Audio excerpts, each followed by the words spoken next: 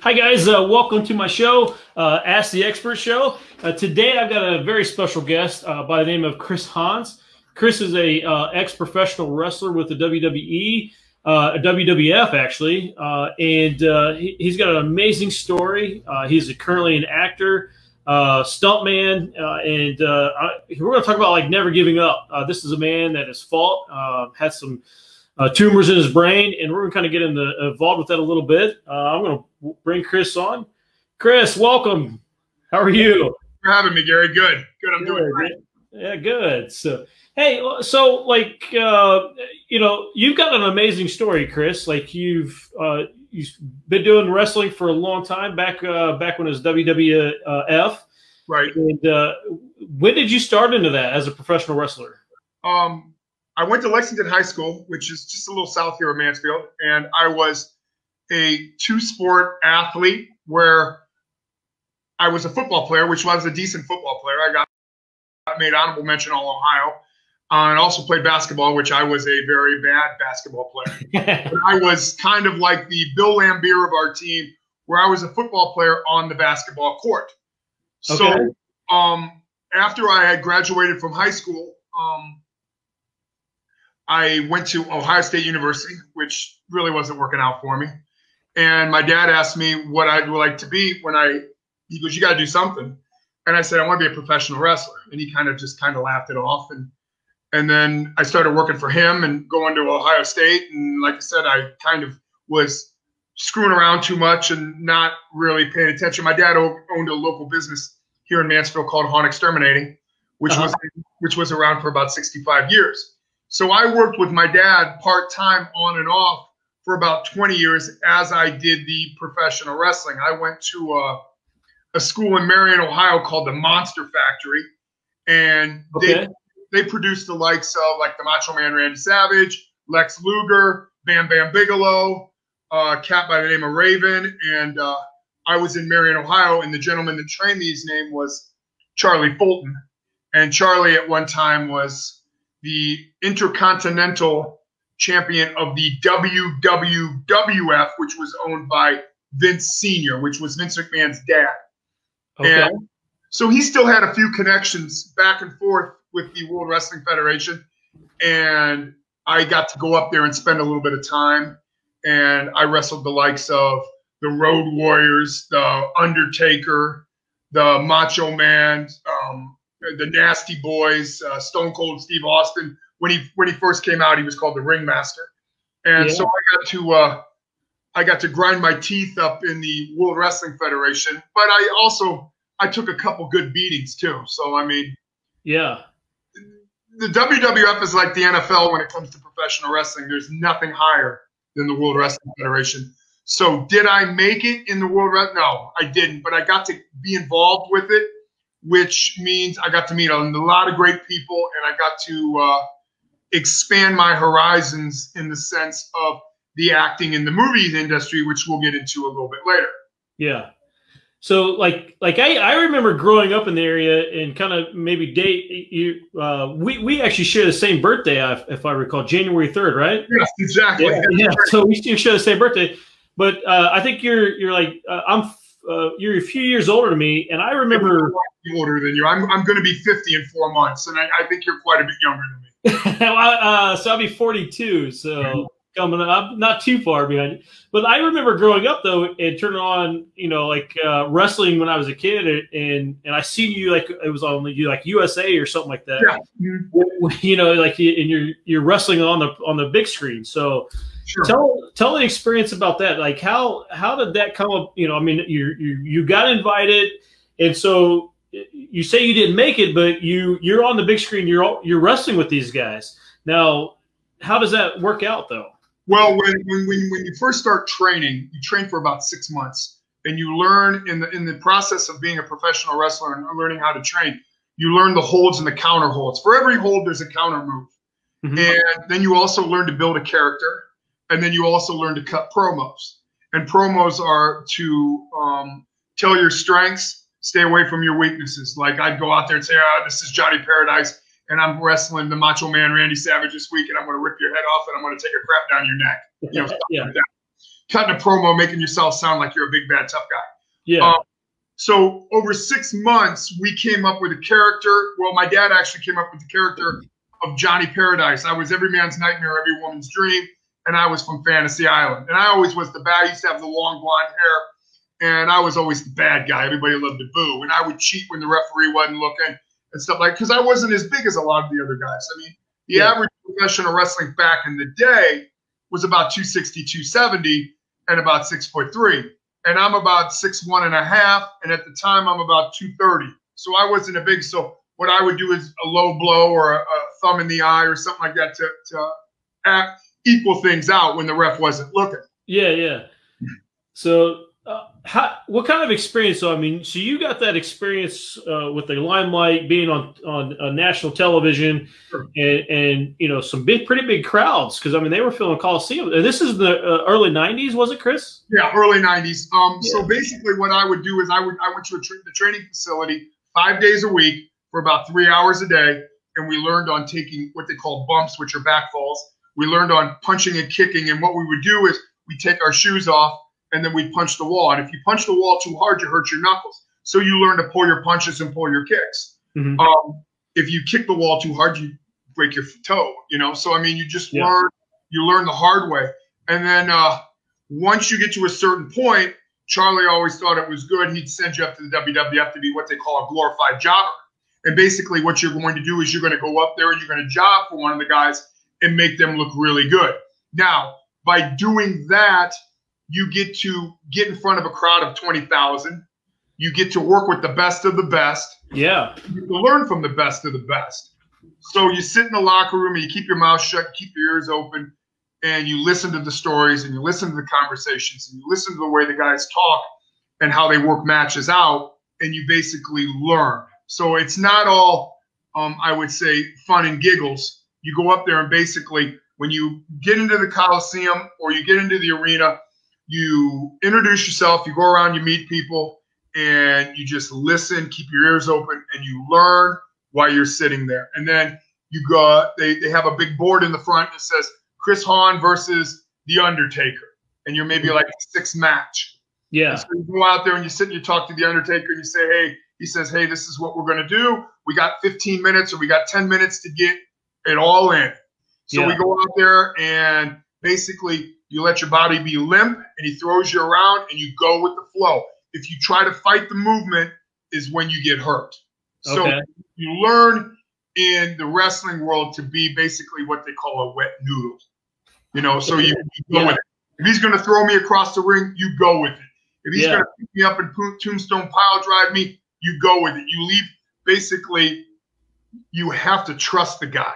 Because if you don't trust the guy, then you could probably seriously get hurt. I've been pretty lucky because everybody that I've ever worked with took care of me or I took care of them, and I really never got any serious injuries, except for one we'll talk about later. Yeah.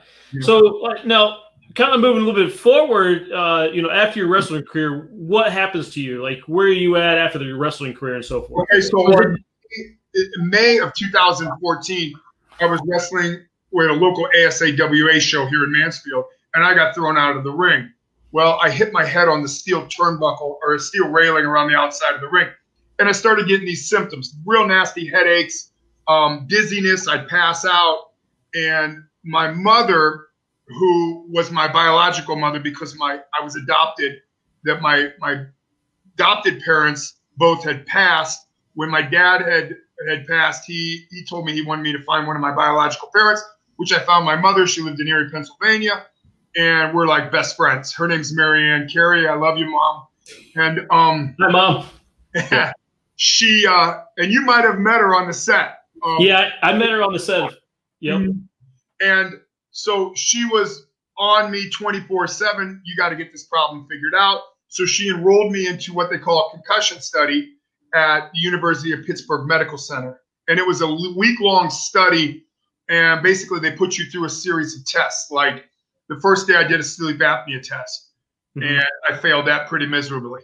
And then the second day they did what they call facial recognition, where they would show me a picture of one person's face and then they put it in with 3 people. And then I'd have to pick out the one.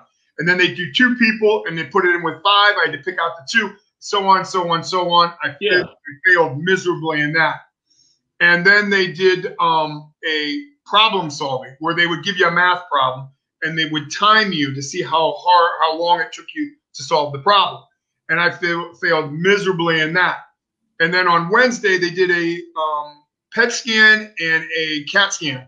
And on Thursday, they got the results that I had a softball-sized brain tumor based on the head jarring and the chair shots and the wrestling. At least that's what they said. So it was a non-cancerous tumor. No, it wasn't cancerous. It was benign. Yeah.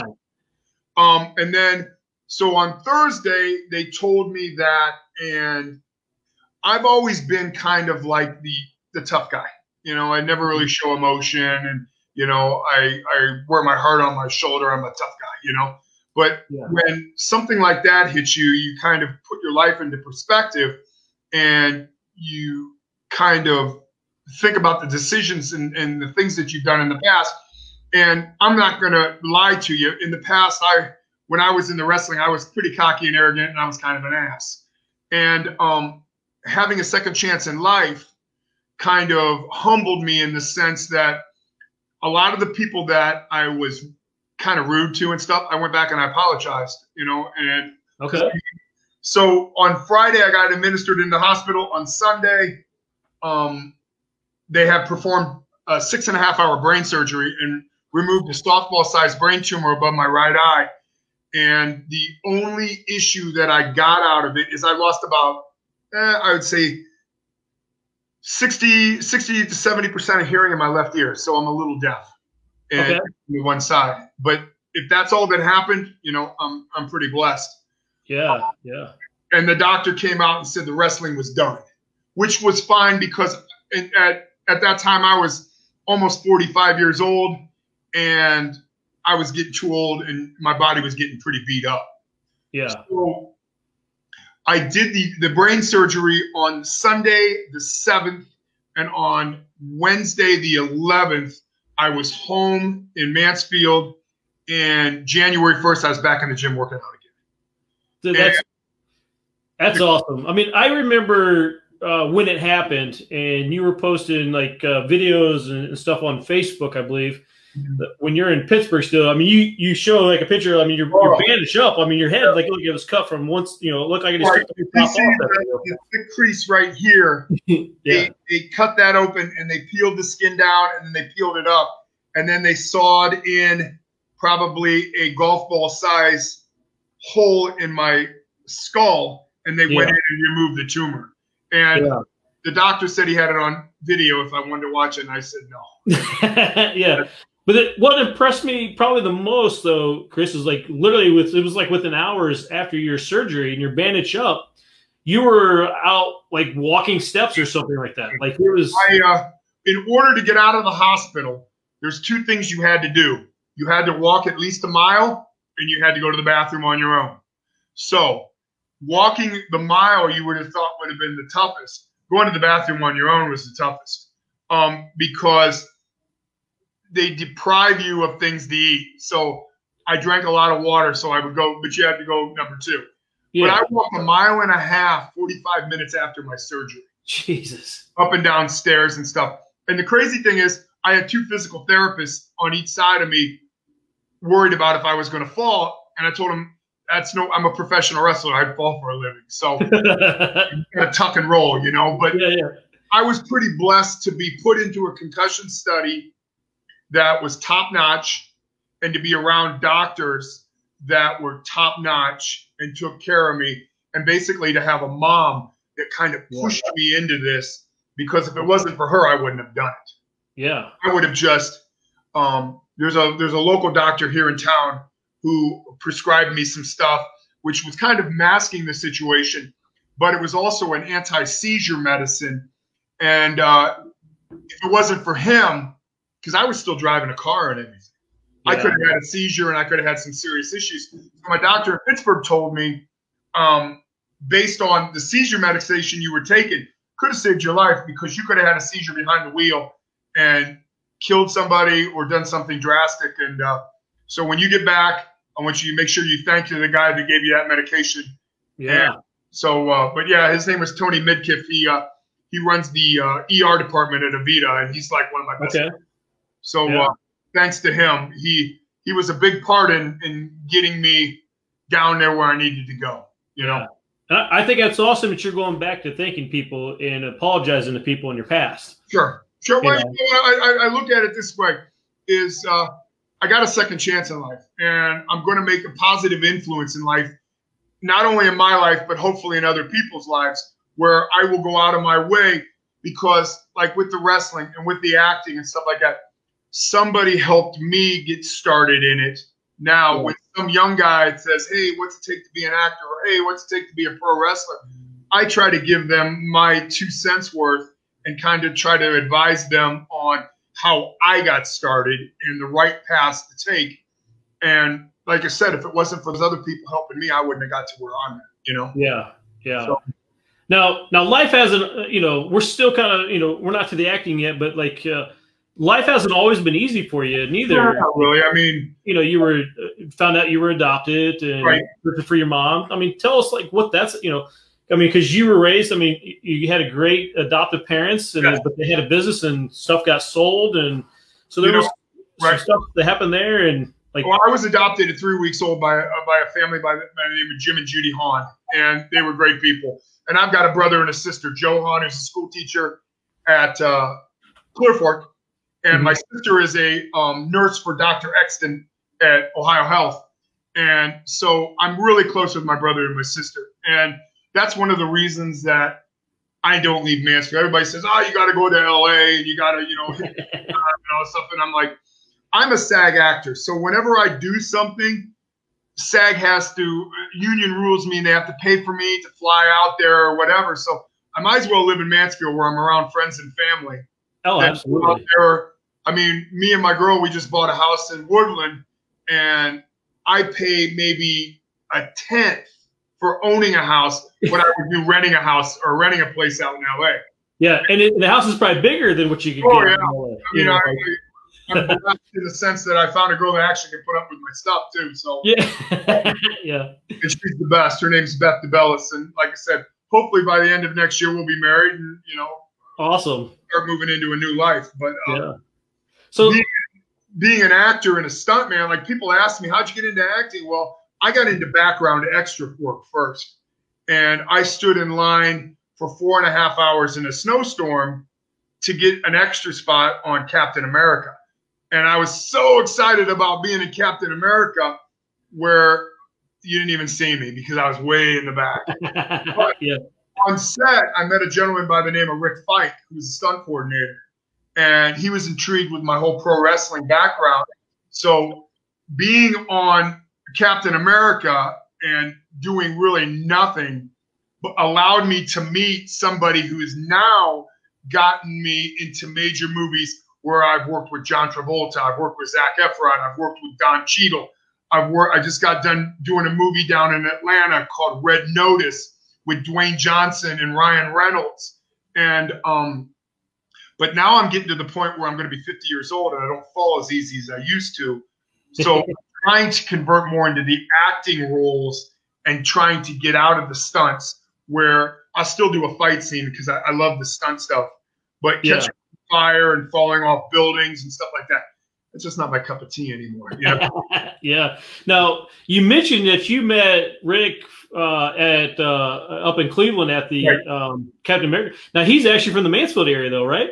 No, he's from the Madison, Ohio. When you see Madison, you think maybe Madison over here in the Mansfield area.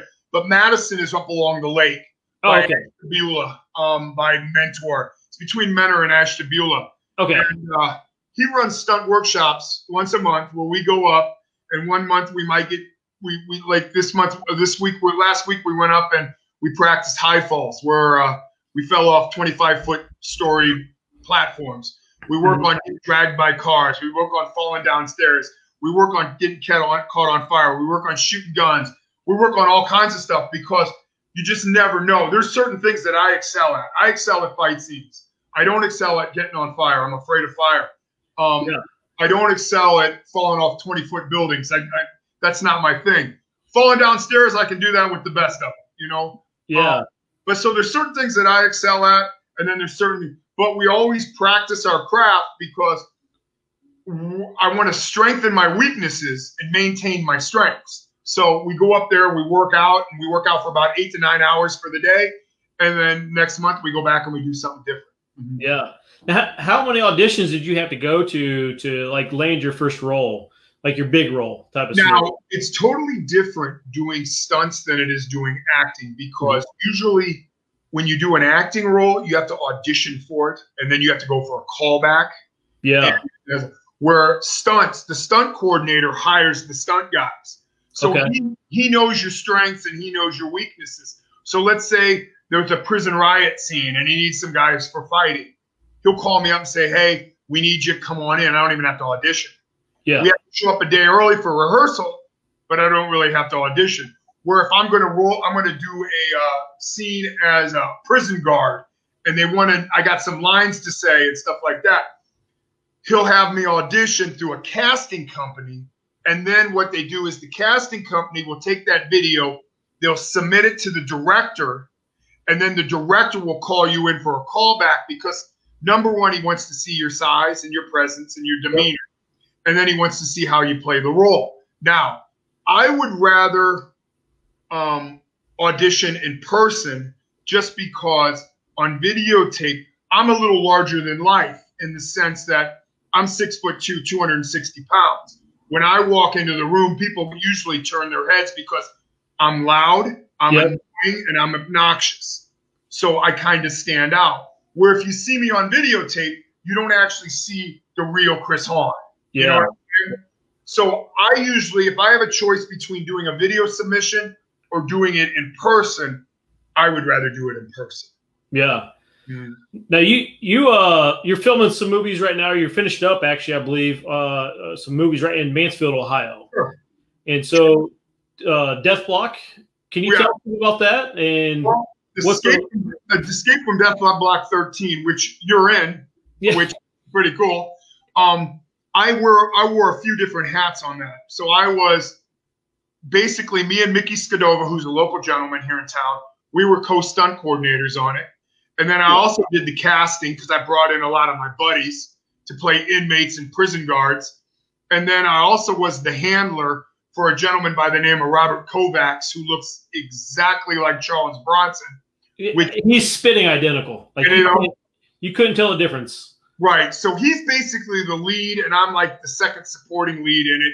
And it's basically a buddy prison movie where when he comes into the prison, you know, I'm the big tough guy that runs the yard, and I talk a lot of trash and I do a lot of fighting and stuff. Well, he's the only one that stands up to me. Basically, we become buddies and we do a prison escape movie. And it's kind of like a Tango and Cash kind of movie, but there's a lot of action.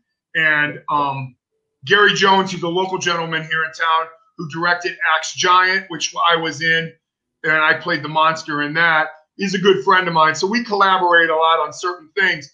But Gary's well established in the sense that he directed Xena Warrior Princess, he directed Spiders, Mosquito, Crocodile 2. I mean, he's done a lot of work. And then he has a gentleman by the name of Jeff Miller, who's a producer, who did Clown Town and Operable and some of the stuff I was in also. So me and Jeff Miller also have a great relationship. I usually play the bad guy role. You know, I'm the big tough guy, or I play the monster in the prosthetic suit where I'm a suit performer. Or I'll play like the deranged orderly in an operable where I don't really say anything, but what I do is I drag the people down the hall and torture them. So yeah. But for some reason, I feel more comfortable playing the bad guy, and I think a lot of that has to do with being a professional wrestler. I played the bad guy my whole life, so it comes real comfortable. And then also wearing prosthetic makeup and stuff, it's not so nerve-wracking because they're not really seeing you. I know it doesn't make a lot of sense, but when you have a mask on, it's kind of like you're more comfortable behind the mask. Yeah, well, that makes actually a lot of sense. So, what is the best part about making movies, Chris? Like, what is that for you? The best part about making movies is just being involved in it and then seeing the finished product. Because when you make a movie, and I know that you saw a lot of what we did in Escape from Death Block, you kind of sit there and you scratch your head because they never shoot a movie in sequence. It's all in sequence. So when we're doing stuff, you kind of think, how's this going to look? This is going to be crazy. But when you see the finished product and they put it all together, it's amazing. Now, the worst part of acting is all the standing around and waiting, why they set up cameras, why they changed the lighting and stuff.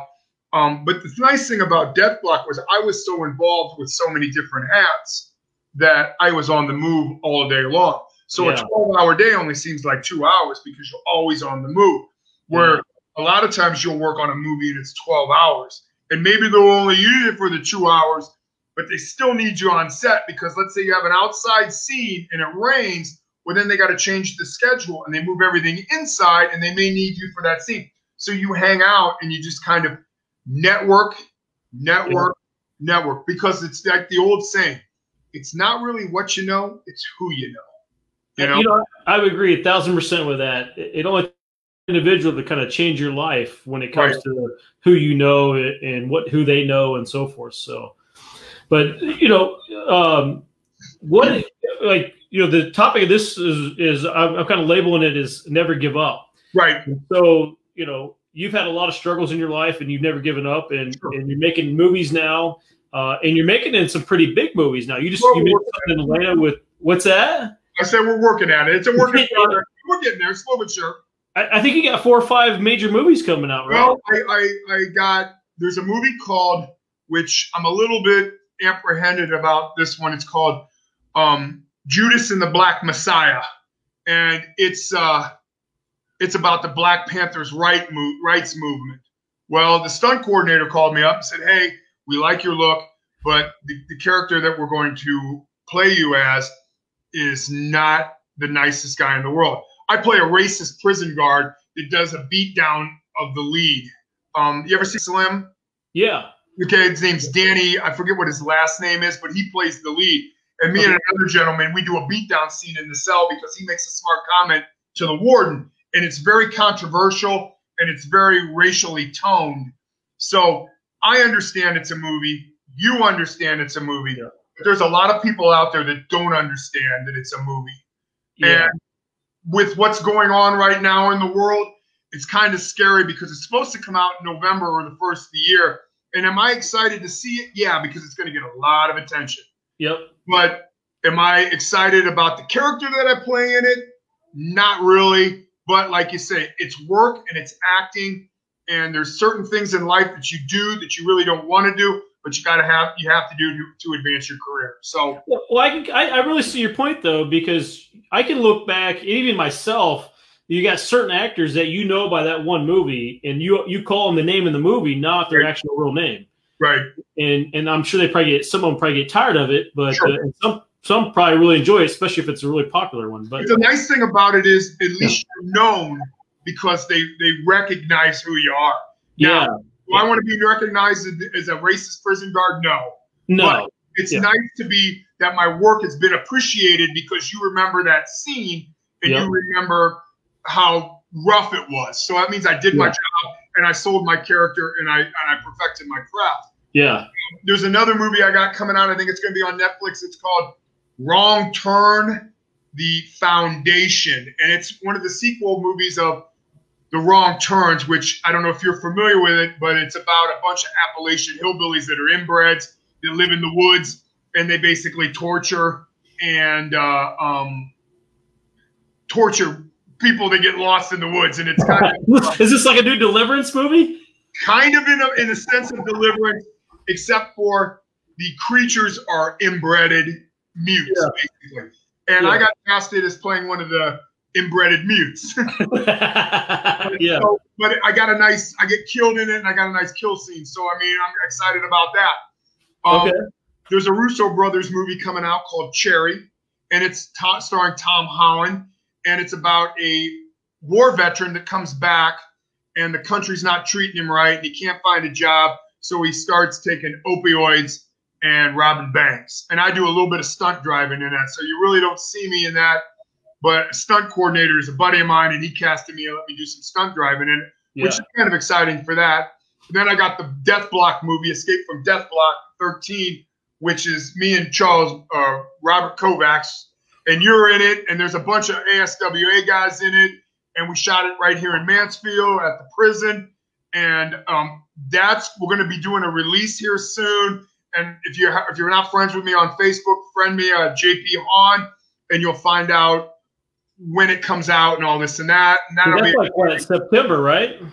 September is what we're looking at. Yeah, we're looking at maybe doing the screening at the Springville Theater, we hope. Drive-in theater, which would be fun. Yeah, that'd be awesome. And then I just got done before the pandemic. I worked on a movie called Red Notice with Ryan Reynolds and Dwayne Johnson, and I played a Russian prison guard.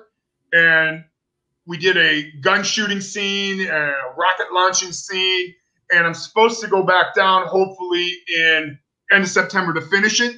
Okay. I got a movie called The Legend of Johnny Jones. Johnny Jones was a serial killer in the southern part of the United States. And a guy by the name of Matt Clark is the director and the executive producer. And they're going to shoot that in Atlanta. Okay. And I'm going to play a SWAT team guy on that, which I'm kind of looking forward to. It would be fun. We're supposed to start doing that in November if everything works out right. There's a movie called Camera Buys a Car, and it's about underground sex trafficking. And I play the bodyguard muscle for the underground sex trafficker. And we're supposed to shoot that at the beginning of next year. And then a big movie, which we hope goes on in May, is called The Longshoreman. And they're looking at right now trying to get either Clint Eastwood to direct it or Ron Howard. And it's based on the president of the West Coast Longshore Union, the lady who is the executive producer. Her name is Ellen Wing, and she wants to shoot it in San Francisco. And the character that I'm going to play is the muscle for the union boss. And it's kind of a big character. So this might be my big break. And and then I just talked to Gary Jones not too long ago, and he says that next year he wants to start shooting something new. Nothing, I can't really say what it is, but it'll be another movie shot here in the Mansfield Crestline area. Yeah. We're trying to bring some work to Ohio. So things are picking up. It's there's a lot of talk about just alone in Ohio alone, 3 or 4 more movies coming to the area. With the pandemic going on right now, which I hope everybody's wearing their mask and playing safe and doing what they're supposed to do, it's really cut the movie business. Nobody's been working in the movie business for at least 6 months. Yeah. And now with all the COVID testing and all this coming about, they're going to start movies back up, but it's going to cost more money in budget because now you got to buy all this testing. And what they're doing now, like with background extra stuff, is they put them in a bubble. So let's say your movie shoots for 28 days. They have to house the background extras for 28 days because you have them coming on and off the set. So the crazy thing is now production has to spend extra money, housing, where extra work, you just get paid for extra. Now you're going to get a food per diem, and you're going to get housing, and you're going to get all this stuff, which means the budgets are going to go up and the spending, you got to watch how you spend for movies. I mean, some of these movies are pretty expensive. I mean, $28 million, that's a lot of money. The Red Notice movie is $140 million. That's a lot of money. I don't know where they find that money, but I know The Rock is one of the main investors in it. So, I mean, so there's a lot of stuff going on. But like you said, it's about being persistent. It's about if you have the desire to do something, you can't. The movie business, I'm going to tell you the one thing, if I'm going to give anybody any advice about the movie business, if you're not into rejection, don't get in the movies because you're going to get rejected a lot more than you're going to get accepted. I mean, absolutely. Last year I probably did about 40 some auditions and I only got 4 or 5 movies. So the rejection is really, really high, but you just got to pick yourself up, dust yourself off, and get right back in front of that camera and audition for something new. Yep. They always say, once you're done with your audition, forget about it and move to the next one. Because you drive yourself nuts waiting to see if you're going to get a call back, and you may never get anything. Yeah. And they never call you back to say you didn't get it. They only call you back to say, hey, we want to come back down and see us again, you know? Yeah. So. Yeah. Well, that's awesome. So what do you foresee in the future for yourself, Chris? I mean, you're mentioning a lot of different movies that you got coming out, so like that's a lot more than I actually expected you to mention. So, well, my future is 2020 is pretty shot. You know, I mean, I may get a movie or two in, or maybe a commercial or something. But next year, I'm hoping to land a couple big ones, get married, which is a big move in itself. You know, I hope that, you know, the thing about the pandemic was we were shut down for 6 months. I'm in the best shape I've ever been in because I didn't have to work. So I spent 4 or 5 hours a day working out, getting in shape. And so I'm in the best shape. So I'm going to hit 2021 running, try to get the best that I can, just because I've lost so much money in 2020 that I got to make it up for it, you know? Yeah, yeah. Now, how does one go about getting like an agent and stuff like that just to get into the movies and so forth? Like, okay. How does that work? Number one thing you need is you need a headshot and a resume. Now, resume is on your resume, it's based on basically all your skills. And then anything you've done theatrically, if it's high school drama musicals, if it's singing, if it's, you know, cheerleading, whatever, you know, anything where you're performing something, put it in your resume. And then basically YouTube is huge in the sense of putting your stuff on there and people finding you. I have a YouTube page where I have all my trailers and all my stunt reels, acting reels. I do a little bit. I used to do like a Sunday night half hour, what's going on in Chris Hahn's life, you know, and just basically touching base with stuff. And but YouTube's a big thing. But going out there, and when I did to find my agents is I typed agents in the Midwest. Yeah. Agencies in the Midwest. And then I hounded the hell out of them until they invited me down so I can get face to face and tell them my story and say, hey, just give me a chance. That's all I want is a chance. If you can get your foot in the door, like I tell my agents, you know, I got an agent in New Mexico. I got a manager in LA. I got an agent in Columbus, Ohio. And my agency in Columbus, Ohio is PCG Talent. And I work with a lady by the name of Joanne. She's great. She helps me with everything that comes into Ohio, Pennsylvania, Michigan, Indiana, Kentucky. And then I've got a manager. His name's Carlos Samulio, and he's out of LA. And he calls me every day just to make sure I'm comfortable. I'm doing what I'm supposed to do to touch base. And then I got a gentleman by the name of Peter Yankee who owns Fargan Mawa, which I'm not sure how to really pronounce it. It's a French name. But he's out of New Mexico, and New Mexico is blowing up. They just built a Netflix studio, a Hulu studio, and an Amazon studio down there, shooting all kinds of stuff down there. So I contact him every now and then, and we talk and just to see what's going on. Now, I'm a character actor. I'm never really going to be a lead. I'm more of I fit the part of a prison guard, a bully, a tough guy, an inmate. You'll never see me in The Notebook.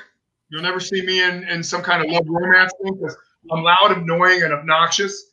And I'm not an action hero, but I'm usually an action bad guy. Yeah. I got to be friends with a gentleman by the name of Tanoya Reed. Tanoya Reed is The Rock's stunt double. And a buddy of mine that went to Belleville, Clear Fork Schools, his name's Steve Boyce, owns a real estate agency down in Atlanta. And he sold The Rock his house, and he sold Tanoya his condominium. And he called me up and he said, hey, you need to get down here to Atlanta as soon as you can. He goes, I just sold Tanoya Reed and The Rock their living places. And so I went down and I met Tanoya, and he went to dinner with me, and I touched base and I picked his brain, and we've become pretty good friends ever since. So whenever I have a question, I give him an email, and he always emails me back. He's the one that put me on red notice. And then they're getting ready to start shooting Black Adam, which is a superhero movie that The Rock can play Black Adam. He sent me an email saying, hey, we're going to need some bad guys to throw around. Send your stuff down, and I'll send them to the stunt coordinator. And it's that whole thing, like I said earlier, it's not what you know, it's who you know. Yeah. So by getting on The Rock's team, I guess you would say, and knowing people in The Rock's organization is going to hopefully land me some stuff. And like I said, he scratched my back by getting him in. So what I did when I was done is I sent him 2 cases of Omaha steaks out of appreciation for getting me on. Yeah. You know, you got to take care of those who's taking care of you. Yep. So, the whole thing of you scratch my back, I scratch your back, you know, really applies here. So it's about the whole thing about my life now is being humble, busting my ass to get where I want to be and not looking back, you know. And so far I've been pretty blessed because the support group that I have in the community that I live in supports me 110%. Yep. And why would I want to leave this area to go somewhere where nobody knows me?